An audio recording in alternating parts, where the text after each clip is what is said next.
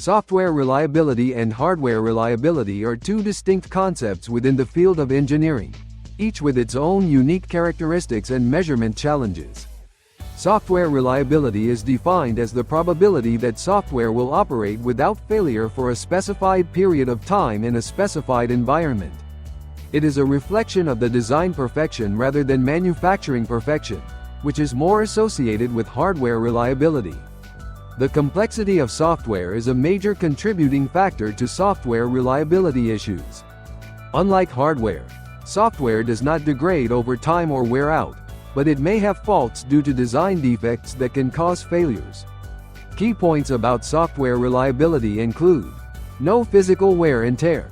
Software does not deteriorate physically over time, so its reliability is not affected by environmental conditions or usage in the same way that hardware is. Design-related failures. Failures in software are primarily due to defects in design, not in production or maintenance. Improvement through redundancy. Software reliability can be improved through redundancy, such as using multiple independent software modules to handle the same task. Measurement challenges. Software reliability cannot be directly measured. Instead, related factors are measured to estimate reliability and compare it among products. Dynamic nature. The reliability of software changes as errors are detected and fixed, making it observer-dependent and difficult to measure. Software reliability's dependency on the hardware it runs on, particularly issues leading to processor overheating and subsequent throttling, is a multifaceted problem that intertwines the intricacies of software design with the physical limitations and behaviors of hardware components. Understanding this relationship requires a grasp of both software and hardware reliability, their failure mechanisms, and how they interact under operational stresses such as thermal load. Processor overheating and throttling. Processor overheating occurs when the CPU generates more heat than the cooling system can dissipate.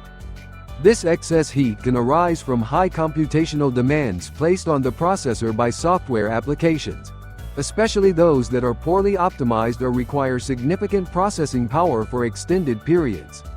When the processor's temperature exceeds a certain threshold, TJ max or TKs, throttling mechanisms are activated to reduce the clock speed, and consequently, the heat generation of the CPU. This throttling helps protect the processor from damage due to overheating but results in reduced performance. Factors leading to overheating. Several factors can lead to processor overheating, impacting software reliability when running on such hardware. Poor ventilation or airflow. Inadequate cooling due to poor case design, blocked air passages, or failure of cooling fans can lead to overheating. Software that demands high CPU usage exacerbates this issue. Faulty or inadequate cooling system. A malfunctioning or poorly designed cooling system cannot effectively remove heat from the processor, leading to overheating under normal or high loads. Overclocking or overvolting. Increasing the processor's operating frequency or voltage beyond its specifications without adequate cooling can cause excessive heat generation. High ambient temperature. Operating the hardware in a hot environment can reduce the efficiency of cooling systems, making it easier for the processor to overheat. Software reliability and hardware constraints. Software reliability, defined as the probability of failure-free operation for a specified period in a specified environment, is inherently linked to the hardware it runs on. While software failures are primarily due to design defects, the operational environment, including the hardware platform, plays a crucial role in the manifestation of these failures. Design optimization. Software designed without consideration for the hardware's thermal limitations can lead to inefficient use of resources, causing overheating and throttling. This not only affects performance but can also introduce errors or failures in software operation. Hardware-software co-design. Understanding the thermal behavior of hardware components can inform software design, allowing for better management of computational loads and scheduling to minimize peak thermal outputs. Adaptive performance management. Software can incorporate mechanisms to monitor hardware temperatures and adapt its behavior accordingly, reducing load when thermal thresholds are approached to prevent throttling and maintain reliability. Conclusion.